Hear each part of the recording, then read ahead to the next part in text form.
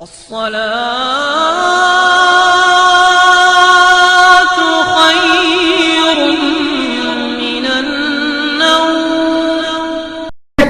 کی بات کیجئے، پیس پیس پیس اور صرف شانتی، رسول اللہ کی مکی زندگی کی بات کیجئے، لیکن آپ کو سن کر حیرت ہوگی کہ بدر کی دھرتی پہ مسلمانوں نے بتا دیا کہ ہم نے اپنے ہاتھوں میں نامردی کی چوڑی نہیں ڈالا ہے، اس زبان کو جڑ سے کھینچ لیا گیا جو زبان مکہ میں رسول اللہ کے خلاف چلی تھی، اس ہاتھ کو کاٹ دیا گیا جو ہاتھ مکہ میں رسول پاک کے خلاف اٹھے تھے، اس پیر کو توڑ دیا گیا جو پیر رسول پاک کے خلاف مکہ میں چلے تھے۔ یہ جوان بھی آگے آگے اس جنگ میں ہے، مصطفیٰ کی طرف آنے والے ہر تیر کو اپنے سینے پہ روکتا ہے۔ جنگ احد ہے، اب احد کا میدان ہے، احد کا رنگ پڑا ہے، عجیب ماحول ہے، اور افراتفری کے ماحول میں اس جوان کی بھی شہادت ہو جاتی ہے جو اسلام کا پہلا علم بردار ہے، اور علم لے کے احد میں اسلام کا علم اور اسلام کا فلیگ اور جھنڈا لے کے احد میں مصطفیٰ کے آگے آگے وہ چل رہا ہے۔ ایک وقت ایسا آیا اس جوان کی شہادت ہو گئی جب جنگ کے غبار چھٹے ہیں، مصطفیٰ جان عالم نے شہداء کی لاشوں کو اکٹھا کرنے کا جب حکم صادر فرمایا ہے، صحابہ شہیدوں کی لاشوں کو احد کے میدان میں جمع کر رہے ہیں، جہاں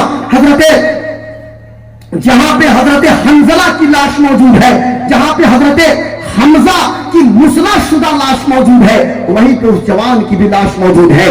جب قبر کھودی جا رہی ہے اور میرے آقا سرور کائنات قرآن جس کو جتنی زیادہ یاد ہے اسی کو فوقیت دے کے قبر میں تدفین کر رہے ہیں، میرے آقا صلی اللہ علیہ وسلم نے جب اس جوان کی لاش کو دیکھا، عالم یہ میرے دوستو، میرے آقا کی آنکھوں سے چھم چھم آنسو گرنے لگے۔ صحابہ نے کہا یا رسول اللہ، ابھی آپ کے چچا کی مسلح شدہ لاش موجود تھی، لیکن ہم نے اس قدر آپ کو روتے ہوئے نہیں دیکھا، لیکن اس جوان کی میت پہ کیوں آنسو بہا رہے ہیں؟ میرے آقا نے فرمایا مجھے اس جوان کی مکی زندگی یاد آ گئی، وہ خوش پوشاکی، وہ خوش لباسی مجھے یاد آ رہی ہے جب مکہ میں یہ جوان اپنی والدہ کے پاس تھا، اپنے ابو کے پاس تھا۔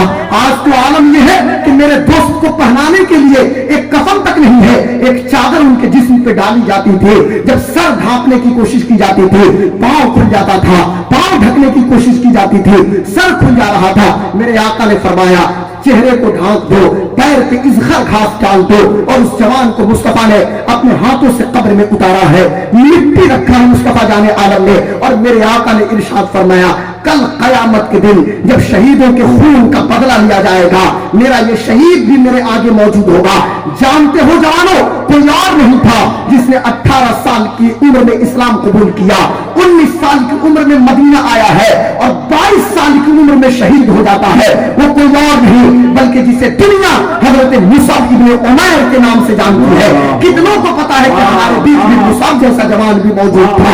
کتنوں کو پتا ہے کہ عمیر کا بیٹا مصعب اتنا نام کر جائے گا کہ جب جب مصطفیٰ کے عاشقوں کا ذکر ہوگا تو مصطفیٰ کے شہیدوں میں جہاں حضرت حمزہ کا نام لیا جائے گا، جہاں حضرت حنظلہ کا ذکر ہوگا، جہاں حضرت ابو دجانہ کا نام لیا جائے گا، وہیں پہ مصعب ابن عمیر کا بھی نام لیا جائے گا۔ میں میری قوم کے بچوں سے کہوں، میری قوم کے بچوں، میرے عزیزوں، آپ کو کیا پتا یا رب ایسی چنگاری بھی اپنے خاکستر میں ہے، ایسے ایسے لوگ بھی تو ہمارے بیچ موجود ہیں۔ اتنی محبت اور اس قدر عشق اور اس قدر وابستگی آقا علیہ السلام سے، آخر مقصد کیا ہے؟ مقصد صرف اور صرف آقا کے نظام کو پوری دنیا کے سامنے پیش کرنا ہے، اپنے کردار کے ذریعے، اپنے اخلاق کے ذریعے، اپنے بیہیویئر اور اپنے پریکٹیکلی اسلام کے ذریعے۔ دونوں کے پاک پڑھیے تو اللہم صلی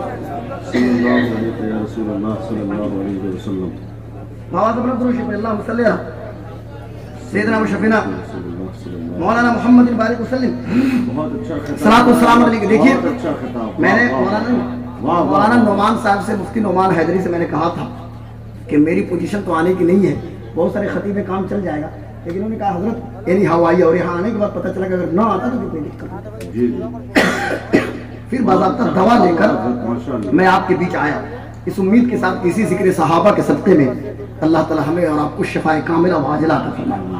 صحابہ کا ذکر ہو رہا ہے نا، ایسے ایسے لوگ ہمارے بیچ موجود تھے۔ میں ذکر تھا آخر مقصد کیا ہے، آخر وہ کون ایسی تحریک ان کے پیچھے ہے؟ آپ نے کبھی سوچا، کبھی غور کیا آپ نے کہ باضابطہ حضرت ابو ایوب انصاری صرف ایک حدیث شریف پہ عمل کرنے کے لیے 600 سال پہلے کہاں پہنچتے ہیں؟ قسطنطنیہ پہنچ جاتے ہیں۔ 600 سال پہلے پہنچتے تھے نا۔ دھرتی پہ پہنچ گئے. آپ کو پتا ہے قسطنطنیہ کس نے فتح کیا جس کا نام استنبول ہے؟ محمد الفاتح، کہ جسے دنیا محمد الفاتح کہتی ہے نا، یہ عثمانی خانوادے کا اور سلطنت عثمانیہ کے بانی عثمان غازی اور ان کے ابا ارطغرل غازی، ان کی نسل کا یہ جوان جسے دنیا محمد الفاتح کہتی ہے نا، 21 سال کی عمر میں قسطنطنیہ کو فتح کے استنبول نام دیا تھا. اسلام بول اور استنبول اور باضابطہ بیزنٹین امپائر، عیسائیوں کی ایک پارل حکومت چلتی تھی اس زمانے میں. ایک طرف تو رومن کیتھولک اور ایک طرف پروٹسٹنٹ، یہ کئی طرح کے عیسائی پوری دنیا میں حکمراں تھے. لیکن بیزنٹین امپائر کی اینٹ سے اینٹ بجا کے اسلام کا پرچم ان لوگوں نے لہرایا نا. معلوم ہے میرے آقا نے ارشاد فرمایا تھا کہ اسلام کا وہ لشکر جو قسطنطنیہ فتح کرے گا نا، اس لشکر کا میرے کارواں جنتی ہے، اس لشکر میں شریک ہونے والے لوگ جنتی ہیں. آپ دیکھیں اسی امید کے ساتھ یہ حضرت ابو ایوب انصاری کہاں پہنچے؟ قسطنطنیہ. قلعہ فتح نہیں ہوا لیکن حضرت ابو ایوب انصاری کی قبر وہاں پہ ملی. ابو ایوب انصاری نے کہا تھا کہ جب میں مر جاؤں تو اسی قلعہ کے کنارے مجھے دفن کرنا. آخر کیوں؟ میرے آقا صلی اللہ علیہ وسلم کی پیشن گوئی پہ یقین ہے نا کہ مصطفیٰ نے فرمایا قسطنطنیہ فتح جو لوگ کریں گے. گویا کہ قسطنطنیہ تو فتح ہو گیا، استنبول تو فتح ہو گیا. اور یہی وجہ تھی کہ جب سلطان محمد الفاتح قسطنطنیہ کو فتح کرنے کے لیے قلعہ کی طرف جاتے ہیں نا، تو سب سے پہلے حضرت ابو ایوب انصاری کے مرکب اور ان کی قبر پہ جاتے ہیں. آپ کو پتا ہے یہ کون ہے شیر میسور ٹیپو سلطان، کہ جو ناشتے کی میز پہ اپنے بچوں سے میرے آقا علیہ السلام کی سیرت پہ ڈسکس کر رہے ہیں، جن کی حالت یہ ہے کہ اپنے بچوں کی تربیت بھی کرتے ہیں تو اس پوزیشن میں بھی صرف اور صرف رسول پاک کی سیرت کو بیان کر رہے ہیں. کیا آج ہمارے گھروں میں صحابہ کا ذکر ہو رہا ہے؟ کیا ہمارے گھروں میں رسول پاک صلی اللہ تعالی علیہ وسلم کی سیرت طیبہ بیان کی جاتی ہے؟ اللہ ماشاءاللہ میں سب کی بات نہیں کرتا، لیکن میرے دوستوں، میرے بزرگوں، میرے بھائیوں، آج ضرورت یہ ہے کہ وہی جذبہ آپ اپنے اندر پیدا کیجئے. یہ اسلام کے برانڈ ایمبیسڈر یہ لوگ ہیں، یہ سارے صحابہ.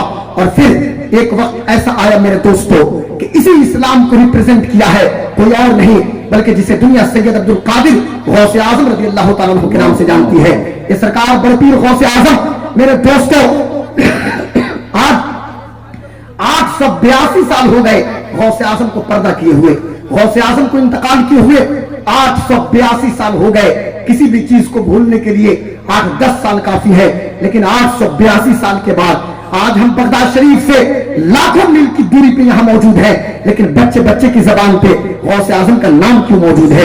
آپ نے ہورڈنگ لگایا ہے، یوم غوث اعظم کیوں رکھا ہے؟ ایک طرف آمد مصطفیٰ، دوسری طرف بڑے پیر سرکار کا ذکر ہو رہا ہے. کیوں؟ غوث پاک کی سیرت بھی جس کو نہ پتا ہو وہ بھی کہتا ہے غوث پاک کی نیاز، غوث پاک کی فاتحہ، غوث پاک کا ذکر کرو، غوث پاک کی بات کرو. تو مجھے کہنے نہ دیا جائے میرے دوستو، ایک انسان پیدائش سے لے کر اپنی موت تک پورا وجود صرف اللہ اور اللہ کے لیے کھپا دے.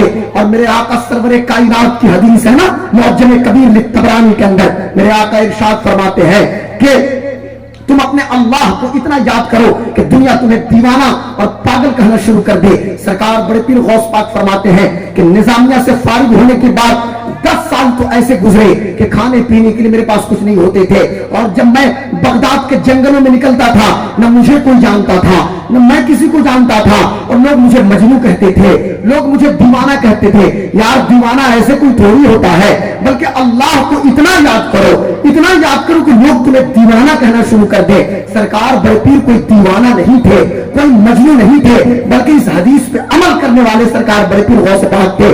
پوری زندگی 18 سال تک ایک خاموش زندگی گزارنے کے بعد اپنی اماں سے اجازت لیتے ہیں علم دین کی تحصیل کے لیے، صرف اللہ کی رضا. نظامیہ میں پڑھتے ہیں اللہ کی خوشنودی کے لیے، لوگوں کے بیچ خطاب نیم اینڈ فیم کے لیے نہیں کہ لوگ میرا ہاتھ پیر چومے، بلکہ ان کے خطابات کو آپ سنیں گے نا تو آپ حیرت میں پڑ جائیں گے. اگر مجمع میں شرابی یا اور دوسرے قسم کے لوگ ہیں نا میرے دوستوں، باضابطہ کبھی کبھی تو بینیم پکارنا شروع کر دیتے تھے کہ یہ شخص جو شراب پیتا ہے، یہ شخص جو حرام کاری کرتا ہے. اس طرح کی باتیں ہوتی تھی سرکار بڑے پیر غوث اعظم کے خطاب میں. پوری زندگی صرف اللہ 18 12 घंटे मदरसे के बच्चों को पढ़ाया, सिर्फ अल्लाह की रजा के लिए। 40 साल तक फतवा दिया, सिर्फ अल्लाह की रजा के लिए। इनमें हदीस पढ़ाते हैं अल्लाह की रजा के लिए, कुरान की तबलीग कर रहे हैं अल्लाह की रजा के लिए। 91 साल के बाद जब आंख बंद होती है, अल्लाह ऐसे शख्स को गुमनाम नहीं छोड़ता। आज 882 साल हो गए, बच्चे बच्चे की जबान पे अल्लाह ने उनके नाम को जारी कर दिया है, और ये नाम आज ही नहीं जारी है बल्कि कयामत तक के लिए नाम जारी है। वाह वाह, नारे तकबीर, नारे रिसालत, फैजान सरकारे गौसे पाक।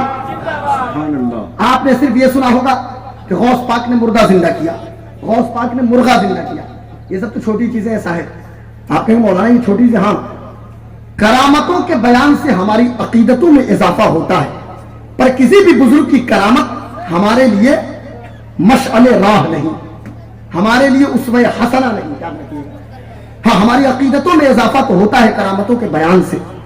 और चूंकि यकीनन हजरत जुनैद बगदादी से किसी ने पूछा था ना, सैयदुल ताइफा हजरत जुनैद बगदादी रहमतुल्लाह अलैह से, कि करामत से फायदा क्या है, तो जुनैद बगदादी कहते हैं कि अल्लाह के अफवाज में से एक लश्कर है करामत, जिससे मुरीदीन के दिलों को तकवीयत हासिल होती है। पूछा गया हुजूर कुरान से कोई रेफरेंस आपके पास है, तो जुनैद बगदादी ने कहा कि अल्लाह तबारक व तआला ने कुरान में इरशाद फरमाया कि महबूब हम पिछले नबियों का तज़किरा आपको इसलिए कर करके सुनाते हैं ताकि आपका दिल मजबूत हो जाए, दिल को तकवीयत हासिल हो। इसी तनाजुर में जुनैद बगदादी ने कहा कि यकीनन इससे फायदा होता है। सरकार बड़े पीर गौसे आजम शेख अब्दुल कादिर जिलानी जिस चीज को रिप्रेजेंट दुनिया के सामने कर रहे हैं, आपको सुनकर हैरत होगी साहब कि गौस पाक रज़ी अल्लाह तआला अन्हु ने कितना बड़ा काम किया है। मैं सिर्फ एक दो मिसाल आपके सामने रखता हूं। सरकार गौसे आजम रज़ी अल्लाह तआला अन्हु जब जामिया निजामिया से फारिग हुए, यह जामिया निजामिया एक मदरसा है। महबूब भाई, एक बार मैं सोच रहा था कि मेरे बड़े पीर जिस मदरसे में पढ़े हैं और 10 साल तक जहां जिंदगी गुजारा है, जरा हम उस मदरसे के बारे में भी तहकीक करें। क्या बात, ये मदरसा है कौन? आज हम 50 लाख का घर बनाते हैं, हाँ, उसमें डॉर्मेट्री है, उसमें ये डाइनिंग रूम है, उसमें गेस्ट रूम है, न जाने कौन कौन सा हॉल है, लेकिन काश के हम उसमें स्टडी रूम कभी बनाए, कभी स्टडी रूम भी बना लिए होते ना, पढ़ने पढ़ाने का माहौल भी कायम करते ना। आपको पता है सरकार मुफ्ती आजम हिंद जब अशरफिया तशरीफ लाए थे, अशरफिया की बुनियाद के सिलसिले में, तो वहां के एक आलिम दीन से कहा कि तुम गौस पाक से मोहब्बत करते हो तो उनके तरीके पे चलते रहना। कहा कि हजरत गौस पाक का तरीका क्या है? तो कहा हमेशा पढ़ते और पढ़ाते रहना, ये गौसे आजम का तरीका है। हमने क्या समझा? पूरी जिंदगी जिस शख्स ने कुरान की तालीमात को आम किया, जिस बड़े पीर की तकरीर और तहरीर की प्राइमरी सोर्स अल्लाह की किताब कुरान हो, सेकेंडरी सोर्स हदीस पाक हो, पूरी जिंदगी कुरान कुरान कुरान शरीफ की बात। और आज कितने लोग हैं जो 24 घंटे में एक बार भी कुरान शरीफ पढ़ते हो? मुझे बताइए ना। हमें भी तकरीर करनी होती है, रेफरेंस के तौर पे कोई आयत पेश करनी है तो उस आयत को याद कर लिया। कौन लोग हैं साहब, जब अब्बा की मौत हो जाए तो कुरान खोल के बैठते हैं कि बाप मर रहा है कुरान पढ़ लो। यार ये मरने वाली किताब नहीं है बल्कि जिंदगी देने वाली किताब है। आप पढ़ोगे रूह निकलेगी, बाप की आसानी हो जाएगी, लेकिन जिंदगी की बात है ना। मुझे अफसोस के साथ कहना पड़ता है, एक स्कूल में बाज़ाब्ता वहां के टीचरों ने प्लानिंग की कि हम एक लाइब्रेरी कायम करें और बच्चों से कहा कि तुम अपने घरों से वो किताब लेकर आओ कि जिसे तुम्हारे अब्बू अम्मी कभी हाथ नहीं लगाते। मुझे अफसोस के साथ कहना पड़ता है, सुबह को जब स्कूल खुला, हर क्लास के बच्चे, मुस्लिम बच्चे गिलाफ में किताब लेकर आए। टीचरों ने देखा तो हैरान और शस्कर रह गए। वो टीचर पढ़ाने वाले मुस्लिम, कहा कि ये अल्लाह की किताब कुरान, क्या तुम्हारे अब्बू अम्मी हाथ नहीं लगाते? बच्चों ने कहा हमने तो देखा कि सिर्फ शब बारात में कभी अम्मी हाथ लगा लेती है। मेरी अम्मा पहले पढ़ा भी करती थी ना, अब मेरी अम्मा के हाथ में भी मोबाइल है, वो भी 24 घंटे बस चैटिंग और मोबाइल पे उंगली चलाती रहती है, मोबाइल की स्क्रीन पे। अब उस किताब को लेकर जब बच्चे पहुंचे, टीचरों की आंखों में भी आंसू है। मैं आपसे कहना यह चाहता हूं मेरे दोस्तों, अफसोस के साथ, कल तक जब कुरान हमारे सीने में होता था ना और कुरान आगे होता था, पूरी दुनिया की क़यादत हम करते थे। और आज जैसे हमने पीछे किया है ना, पूरी दुनिया में सबसे पीछे हम चले गए हैं। सरकार बड़े पीर गौसे आजम शेख अब्दुल कादिर जिलानी जिस मदरसा निजामिया में 10 साल पढ़ते हैं ना, आलम यह है कि एजुकेशन का वो कौन ऐसा डिपार्टमेंट नहीं है कि जो उस मदरसा निजामिया के अंदर ना हो। लेकिन आज अफसोस के साथ कहना पड़ता है कि 10 साल पढ़ने वाले गौसे आजम मदरसा निजामिया में कहते हैं कि वो 10 साल जिन मशक्कतों को, जिन मुसीबतों को मैंने बर्दाश्त किया, अगर पहाड़ पे वो मुसीबत पड़े ना तो पहाड़ भी रेजा रेजा हो जाए। लेकिन आज उसी गौस पाक के नाम लेने वाले plumbing, fitting, welding, electrician, puncture, इन चीजों की दुकानों में आगे ज्यादा दिखाई देंगे। मैं मना नहीं करूंगा, रिस्क हलाल का एक जरिया है प्लम्बिंग, फिटिंग, वेल्डिंग, रिस्क हलाल का जरिया पंचर भी है। दूसरों के सामने हाथ फैलाने से बेहतर ठेला लगा के सब्जी बेचना है। दूसरों के सामने हाथ फैलाने से बेहतर रिक्शा पुलिंग करना है। लेकिन मैं इतना जरूर कहूंगा कि मेरी कौम के लोगों, पढ़ने पढ़ाने से अपने रिश्ते को मजबूत कीजिए। सिर्फ तालीम और ताकत आपके पास हो सकती है, तालीम की ताकत, और वो तालीमी इनकलाब हो सकता है जो आपकी तकदीर को बदलने की कोशिश वो इनकलाब कर सकता है। इसलिए अगर सर उठा के जीने की जरूरत है इंडिया में और भारत की धरती पे, तो गौस पाक के नाम लेने वालों, आप क्यों परेशान हो? मेरे गौस पाक की वो 10 साला वो जिंदगी जो मदरसे में आपने गुजारा पढ़ने के दौरान, हमारे आज के दौर के तलबा के लिए वो जिंदगी नमूने अमल है कि किन मशक्कतों से आपने तालीम हासिल की है। आज जरूरत यह है कि तालीम से अपने रिश्ता को मजबूत कीजिए। और गौस पाक पढ़ने के बाद मुरीद करना शुरू नहीं करते हैं, बल्कि मुजाहदा और नफ्स कुशी के बाद, हालांकि आप पैदाइशी कुतुब और गौस है मेरे दोस्तों, बल्कि गौसुल अगवास, बल्कि गौसियत कुबरा के मनसब पे फायज है और उलमा मौजूद है। गौसियत कुबरा का मनसब ये कसबी नहीं है कि मेहनत से कोई हासिल कर ले, बल्कि वह भी है गौसियत कुबरा का मनसब कि जिस मनसब पे अल्लाह तबारक व तआला ने सरकार बड़े पीर को फायज किया। लेकिन इसके बावजूद भी आप मदरसा कादरिया कायम करते हैं और मदरसा कादरिया से हर साल हजारों की तादाद में बच्चे फारिग होकर मदरसा कादरिया से निकलते हैं। वो मदरसा कादरिया के जहां 18 घंटे गौस पाक बच्चों को पढ़ाते हैं, वो मदरसा कादरिया कि जहां पे लाइब्रेरी आपने कायम किया और जिस मदरसे में आपने पढ़ा था निजामिया, एक वक्त में इमाम मोहम्मद इब्न मोहम्मद गजाली उस मदरसे के हेड ऑफ ऑल डिपार्टमेंट थे। इमाम गजाली उस मदरसे के प्रिंसिपल थे। निजामुल मुल्क तूसी जो अल-परसलाम सल्जूकी बादशाह का वजीर था, उन्होंने इस मदरसा को कायम किया था। हर डिपार्टमेंट वहां मौजूद था। लेकिन सरकार बड़े पीर ने जब कादरिया कायम किया और कादरिया के बाहर एक इहाते में तकरीर करना शुरू किया, इतवार को तकरीर करते थे, मंगल की शाम और बुध के दिन तकरीर करते थे, और जुमा को सरकार बड़े पीर गौसे आजम का खिताब होता था। हुजूर गौसे पाक रज़ियल्लाहु ताला अन्हु अपनी तकरीर में सबसे ज्यादा इंसानियत और इंसानियत के दर्द के हवाले से गुफ्तगू करते थे। सोहराब कादरी साहब किबला की आमद हो चुकी है, सिर्फ थोड़ी देर गुफ्तगू आप समाप्त कर लीजिए, मैं गुफ्तगू खत्म करता हूँ। अरशद इकबाल शफी को आप समाप्त करेंगे। नसीम भाई मौजूद है, यार इधर भी तो देखो, कम से कम आपके सामने हिंदुस्तान के बड़े शायर सारे हजरात मौजूद हैं। यके बाद दीजिए, सारे लोगों को आपको समाप्त करनी है। आखिरी बात सुनिए आप, जो मैं अहम बात करने जा रहा हूं। मुझे 1 घंटे खिताब करते हुए हो गया, मुझे तकरीर करते हुए कितनी देर हो गए, लेकिन आपको एहसास भी नहीं हुआ। सारे लोग बैठे हुए ना, 1 घंटे हो गए ना, तो बोलिए तो जरा बुलंद आवाज से सुभान अल्लाह। हाँ, दोनों हाथों को उठाकर अल्हम्दुलिल्लाह या रसूल अल्लाह।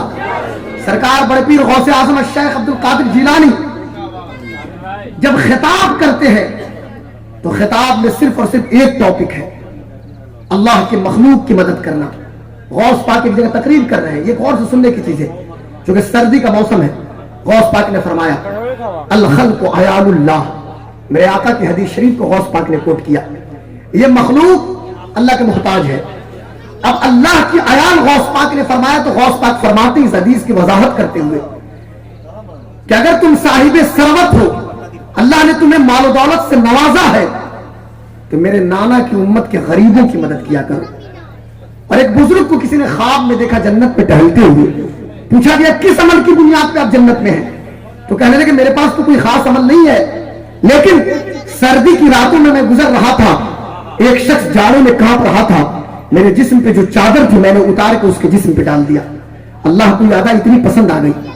मुझे कहना है कि गौस पाक तो कहते कि मैंने जो कुछ पढ़ा और जिन चीजों पे अमल किया, सारी चीजों का निचोड़ गरीबों को खाना खिलाना, भूखों को और प्यासे को पानी पिलाना, बीमारों की इयादत करना, जरूरतमंद की मदद करना है।